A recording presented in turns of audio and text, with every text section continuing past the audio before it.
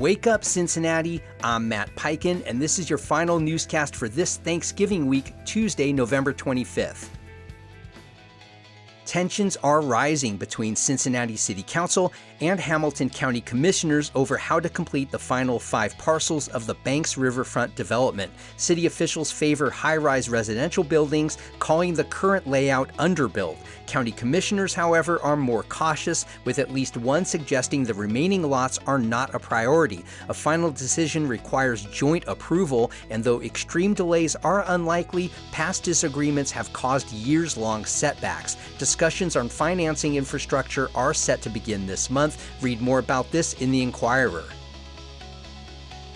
Tenants across Greater Cincinnati are still grappling with fallout from Vision and Beyond, a real estate firm that abandoned more than 70 apartment complexes last year amid a federal fraud investigation. At Kirby Apartments in Mount Airy, conditions are finally improving after new ownership, with renovations addressing collapsing ceilings, faulty plumbing, and wildlife invasions. But recovery remains uneven. Some properties, like Coachwood, have rebounded, while others still face mold, leaks, and safety issues. Legal aid attorneys say many tenants lack stable housing options, and outcomes vary widely as properties change hands. Read more about this at WVXU.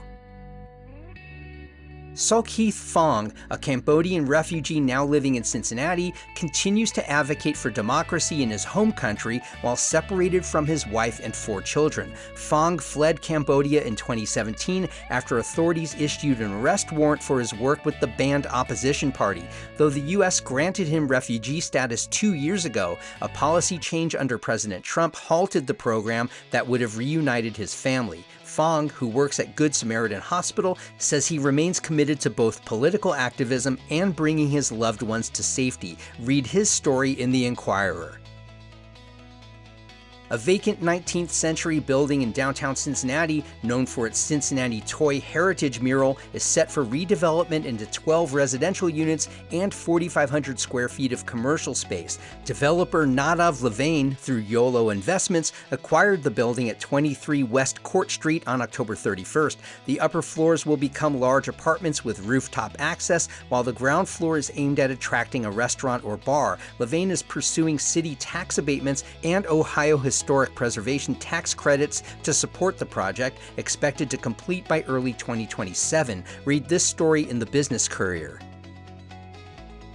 And in an op-ed piece, Seth Stern, Director of Advocacy at the Freedom of the Press Foundation, criticizes Kenton County prosecutors for pursuing charges against journalists Madeline Fenning and Lucas Griffith, who were arrested while covering a July protest on the Roebling Bridge. Stern argues the prosecutions violated First Amendment protections, served no public interest, and wasted taxpayer resources, all for a $50 fine. He condemns the county's demand that Fenning acknowledge probable cause as a condition for dismissal, calling it a coercive tactic to avoid civil liability. Stern warns the case sets a dangerous precedent for press freedom. Read Stern's column in City Beat. And that's a wrap for our Thanksgiving week newscasts. I'm Matt Peiken. Thanks so much for tuning in to Wake Up Cincinnati. I'll see you back here Monday, December 1st. Have a sunny holiday.